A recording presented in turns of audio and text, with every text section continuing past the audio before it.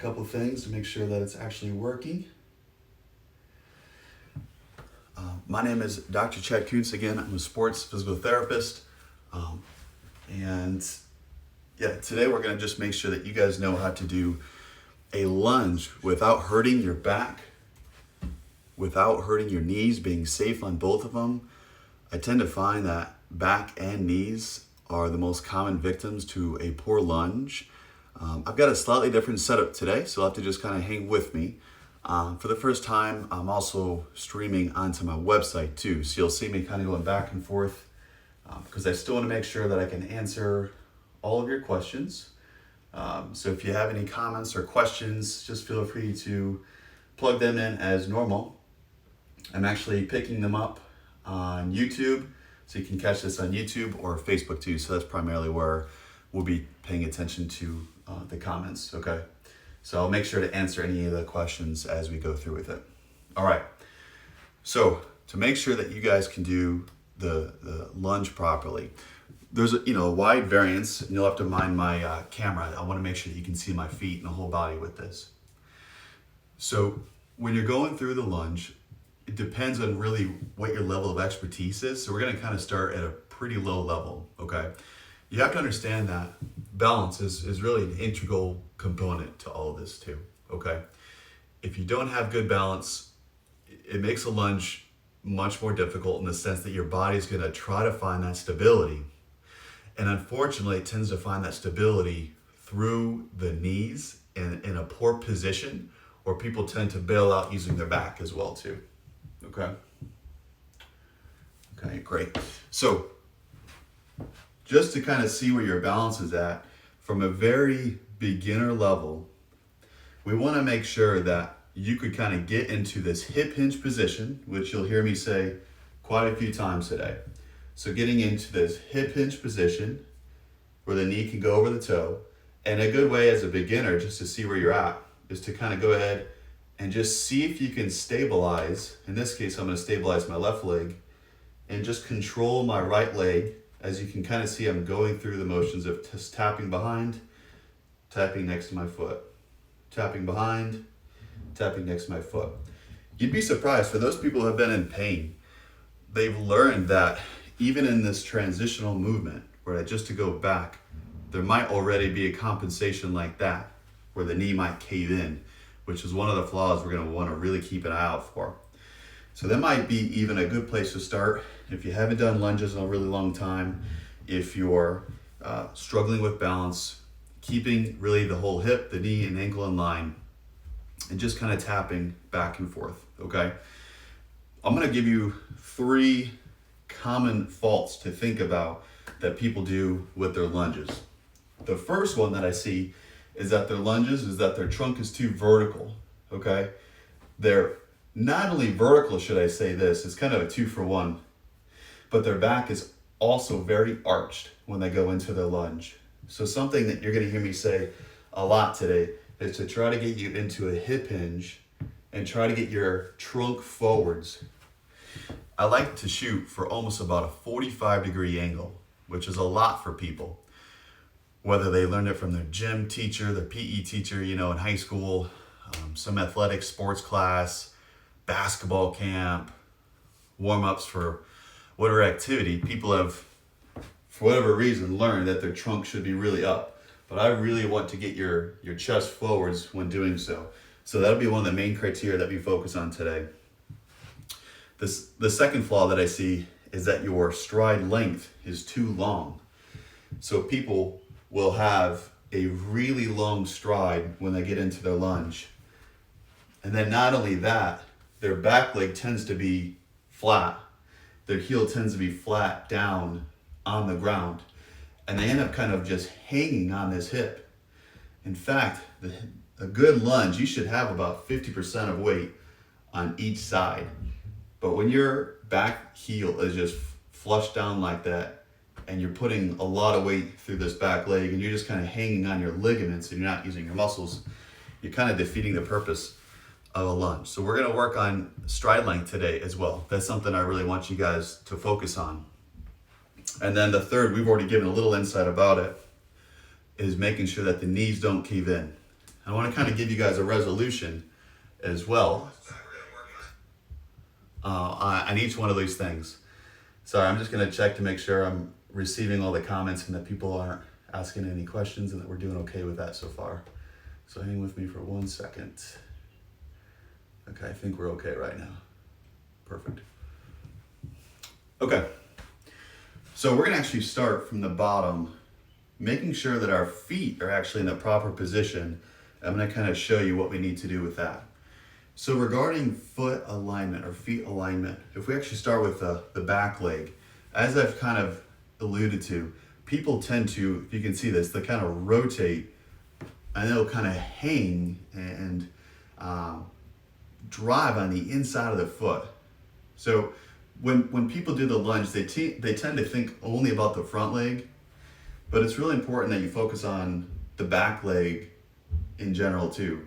So I want the whole foot to rotate so it's pointed straight ahead of you. And from the side view, my back leg, you can see, I want that back heel off the ground and the back knee bent. That's a big difference from a lot of you that would kind of set up shop here. Again, this is where balance comes in.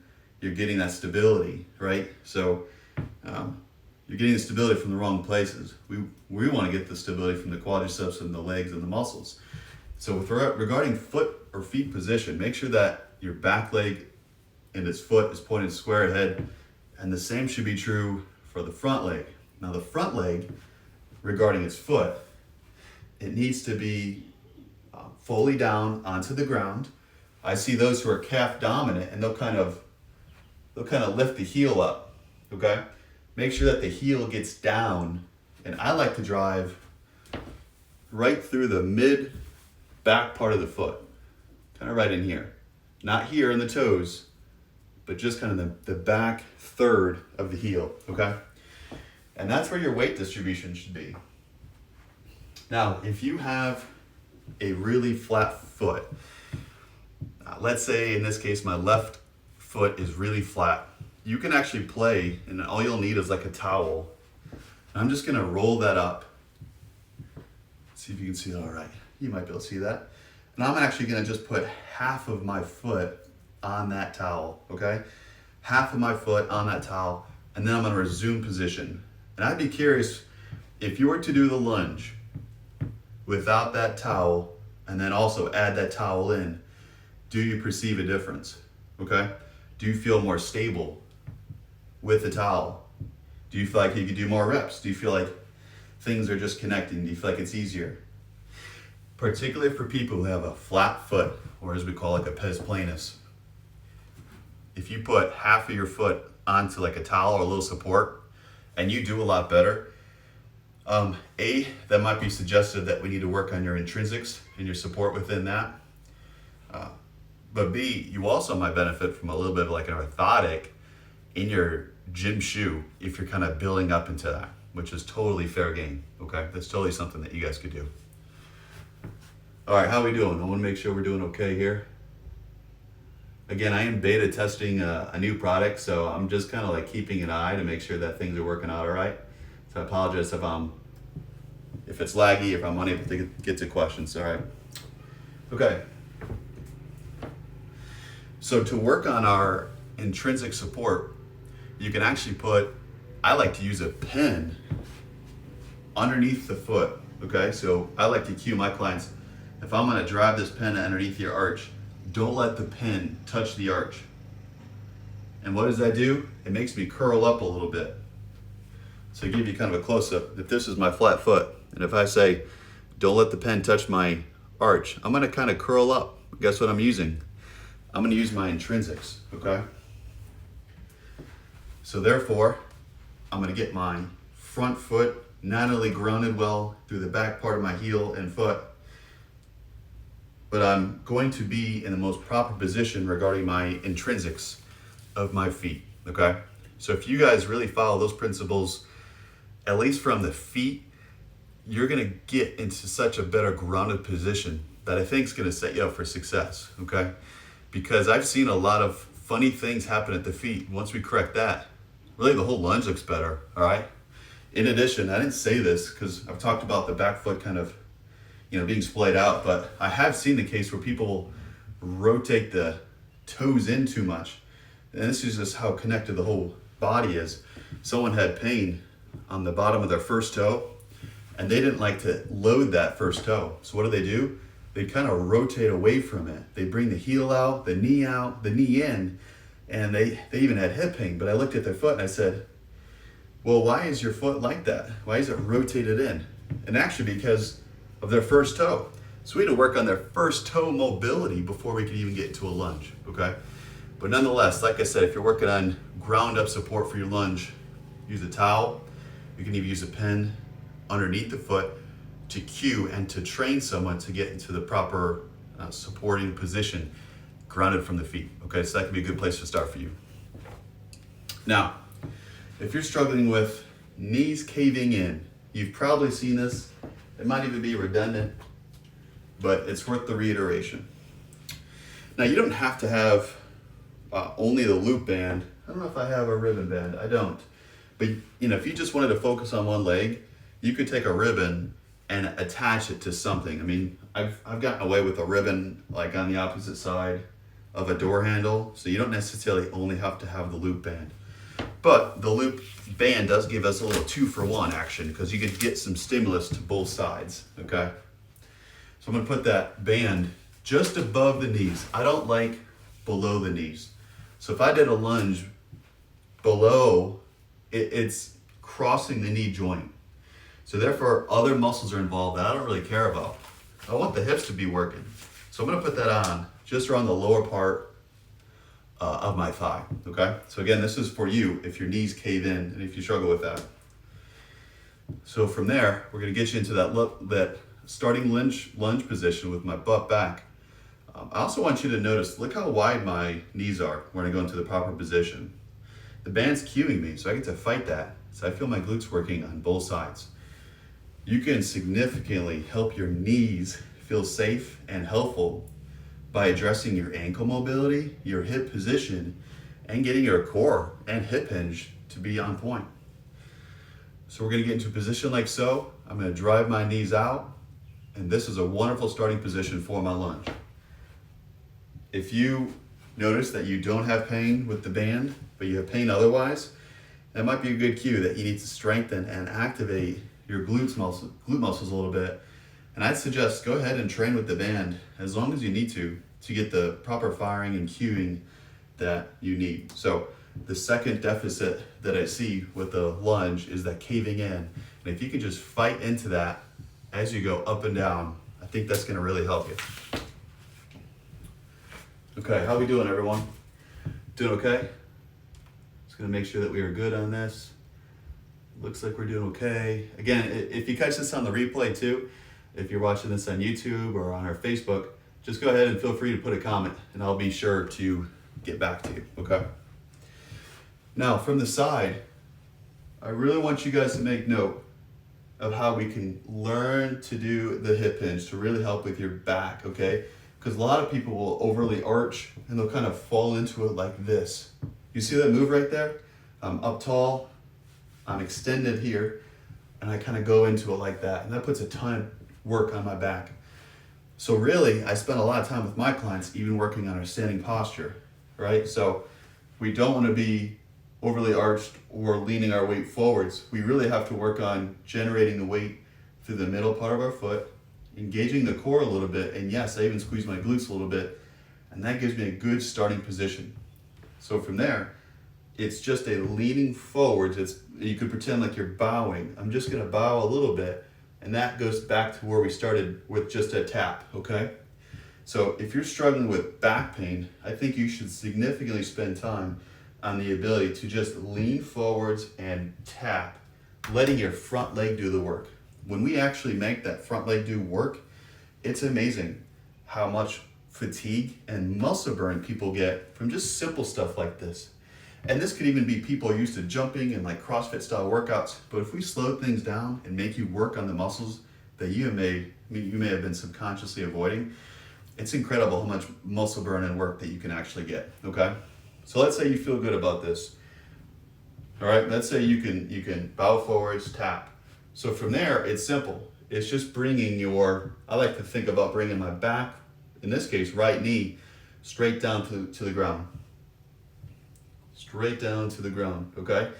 That's different than sliding forwards, which is another flaw that people have with the lunge, okay? So once I'm in this position, the knees can go over the toes or even a little bit past, but it's certainly not this direction either, right? Do you see how I'm almost going backwards? And my knee is losing its position, right? Which should be right over the knees or so. Okay, so when you're doing the lunge, it should be almost kind of a straight down, butt back, and bringing the bottom knee towards the ground, okay? Because people are confused. Wait, the knee can go over the toes? Absolutely.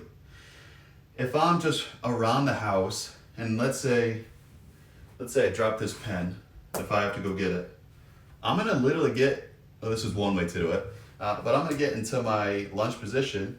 I'm gonna let that knee come right over the toes, grab it while keeping my spine extended, but not overly arched or what have you, and then I'm gonna pick it up, right? So that's the funny thing. This is how lunges can incorporate themselves on a daily basis. It's funny, a lot of people there's another good example. I see it all the time with even in the clinic. I'll drop something, I'll say, go ahead and grab that. And they go like this, right? They're just using all of their back. The legs are straight or hyperextended. The reality is you can incorporate this lunge into a half kneeling move. For those of you that have been outside a lot more lately, you're gardening, you want to be comfortable to get into this lunge and up and out of it, right? So that's how lunges can incorporate themselves on a daily basis, all right? So review for the lunge to make sure that we're keeping your knees and back safe and feeling good. Take it slow. Start from a bottom-up approach. I actually encourage you to do this with your shoes off to get started, because shoes can kind of hide a lot of stuff. Take off your shoes. See if you've got a noticeable flat foot on one side or the other. You can have problems if you have too much of an arch. We won't necessarily talk about that today, but this is more so for people with flat feet, which I see more on occasion with more problems with doing the lunge than a high arch. We talked about using a towel if you wanted to play with seeing if that gave you more support through the foot, maybe decreased knee pain, or heck, even back pain with more ankle support. We talked about using a pen and imagining putting that underneath the bottom of your arch and not letting your arch touch the pen. That's going to incorporate more intrinsics and more stability, and you might even get more range because of that stability of the ankle, which can take a direct load off the knee. I see that a bunch of times. And make sure that your feet are in good alignment with your lunge. In other words, we talked about how the back right foot in this scenario is often, for those who do it incorrectly, rotated out and then rotated down so the inside of the arch is contacting the ground. From there, it's usually associated with too long of a stride, and then they kind of hang on the inside. And they might even have hip pain on the inside because the head of that femur is just kind of rolling forwards and they're not even using any muscles. And that's how important setting up your feet for success can be. The two probably biggest problems at the knee that I see is that people will let it cave in and too far past. So this is a disaster. My ankle, my knee, my hip, my back, my upper to middle back, like any of that's fair game. That could actually cause pain, okay? Using the band, it doesn't have to be a loop band, but you do get a 2-for-1 kind of feeling. If this was just on this side, and let's say it was attached over here, pulling it in, like that would still work just fine on my right knee if I wanted to focus on that. But a little cueing and activation from the glutes can really help save the knees. Remember, the knees are just a victim of the above and below joint. They're stuck between a rock and a hard spot. So actually tending to the hip and the ankle on the same side, particularly the same side, can really go a long ways for knees. So if you're having knee pain, and you're struggling with lunges, don't give up, especially if you've seen a provider and they've only addressed your knee. They're typically, I don't want to say doing it wrong, but you need to see the bigger picture to have a pain-free lunge with your knees. It's really a whole body approach. For back pain specifically, but this can really work for any part of pain when you're doing it, you just really need to make sure that your standing posture is good, right? So a lot of people are actually standing nowadays more than not. They're at home and they got their standing desk, but guess what happens? You see what happened there? They'll kind of lean in, they'll arch, and that's not good for the back. And what happens is that motion will all of a sudden translate into the lunge, right? They're kind of arched. So what we're talking about here is making sure that you have a good neutral pelvis, your core is engaged, and then from there, we want you to really work on getting your butt up and back. That's probably the best cue I could give you when going into your lunge. All right, my lead leg is stabilizing while my back leg reaches back, and then from there, it's a straight down and up. Straight down and up. The knee is totally okay to go over the toes or even just a little bit past, but that's about it. My cutoff is 2 fist widths past the toes, okay? So if your foot goes, we'll call it, I don't know, 5 or 6 inches past your toes, we definitely have a problem. So we're not getting our butt up and back, okay? And then one last cue I'll just throw out there. You might find it helpful to kind of squeeze your shoulder blades as you go for the lunge. The reason being is because most people are used to getting extension through the lower back. So if I'm not letting you get extension through there, and I want your spine in neutral, people tend to find that if they kind of just bring their chest up, and if they squeeze their shoulders back a little bit, that might even help them keep that spine in the proper neutral yet stable position. Because obviously we don't want to go this direction, right? We're starting to really cave in and round our spine. I hope this is making sense so far. I think we're doing good covering all comments or questions. So if you have any questions on not only the lunge today happens to deal with how we can help you do lunges in a way that's safe for your knees and your back. But if you have any other rehab questions right now, I would love to help you out with that. So just if you're watching this on Facebook or YouTube, just go ahead and throw that comment in there. Okay, so I wanted to give you guys, especially with COVID and a lot of people are at home, and there's some kind of life learning lessons that you can do on how you can stay active at home and still get a good workout. So I wanted to show you a couple other alternate lunge movements that you can do once you feel like you've somewhat mastered the lunge, okay? Once you feel like you can just bang it out, get into a good range of motion. Let's say that you can do 3 sets of 10 somewhat easily. You're probably ready to progress. So I just want to give you a couple other examples that you guys can do. All right, so we're going to get into kind of a wide stance lateral lunge.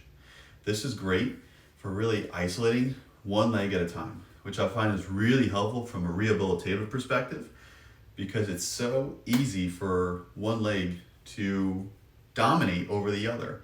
So this can be a nice little check-in, if you will, to see how does one leg feel compared to the other? Have I been compensating a lot with maybe these bilateral or 2-legged lower extremity exercises and I wasn't even aware about it? And so really a lot of that's just what I do. Let's bring some awareness to your body so you're kind of recalibrating which leg is dominating more than the other, and can I make an adjustment on that? Jen, what's going on? Appreciate you hopping in.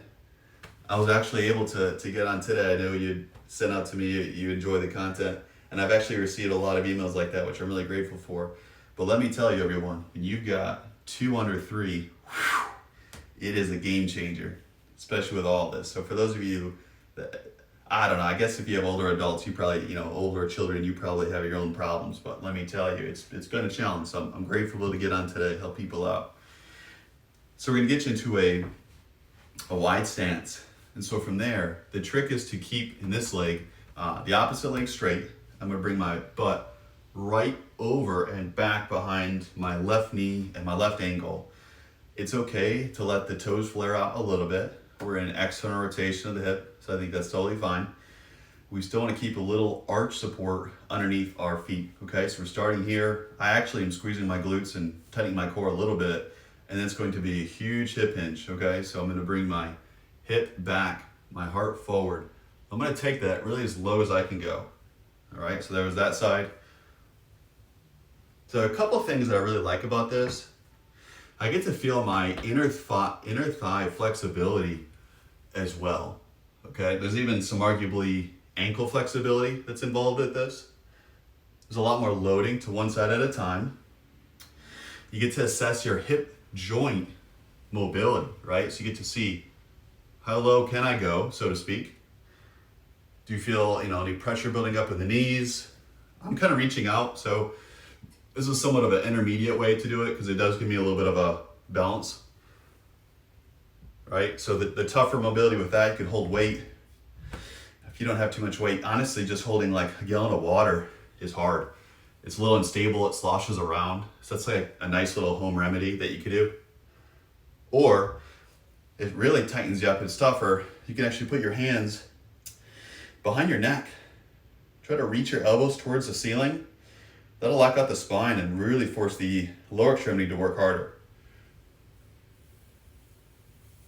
Trying to keep the chest up.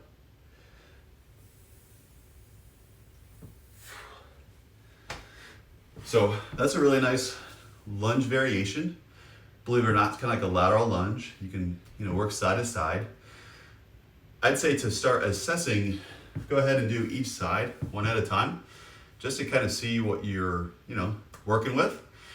And then for a workout, stick to just one side. And I'd say shoot for, at the pace I was showing you, right? I wasn't bouncing up and down, but shoot somewhere for 14 to 15 reps and see if you can match that on the other side.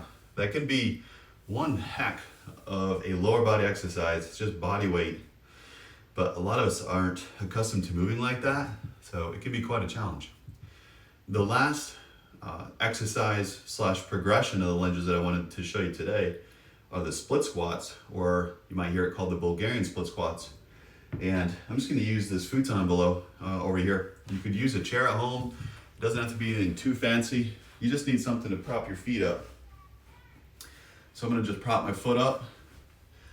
You'll find if you're not great with balance, you might be like a little wobbly just from that. So this gets me primarily on my left leg, almost all of it should be on my left leg here. For me personally, this is no longer the 50-50 rule, right? Where each leg is 50%. So now the game's changed. This is just to give me a little stability. I am actively squeezing my right glute quite hard. Why? Because that's a lot of hip extension for me. So my back wants to extend. So I've got to engage my core, squeeze my glute, and now I'm in a better starting position, okay? Now with regards to the back foot, it can be a little uncomfortable and weird at first. So you're gonna have to just play with that to see if you can get that back foot comfortable. All right? Same rules apply with the feet and the knee, as we just talked about. And for starters, I'll keep my hands just to my side. So I'm gonna actually try to bring my butt up and back and drive my right knee down towards the floor. I'm a little too close, so I'm gonna step forwards because I want my right knee to be able to contact the floor. This feels better. All right, ready? So I want to be able to ideally get that knee to touch. This is wonderful because I can get one heck of a stretch here in a dynamic way. I'm squeezing my glute, driving up. Knees can go over.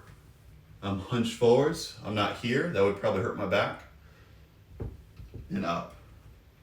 When you're doing this, make sure you slowly touch the floor. And then with this leg, make sure you're driving all the way up. Try to really squeeze that quad at the very top. I don't like to really leave it bent unless I'm specifically working for like a time under tension principle. I want you to be able to go all the way up and get that full lockout and just get that full range of motion. Similar to the lateral lunges, go ahead and alternate initially just to see how one side feels compared to the other. My balance isn't as good on the right side, so that's something I know I have to work with. And I feel like a little more tightness on the inside of my groin, when doing this side, but still not bad. So those are our split squats or Bulgarian squats, okay? So,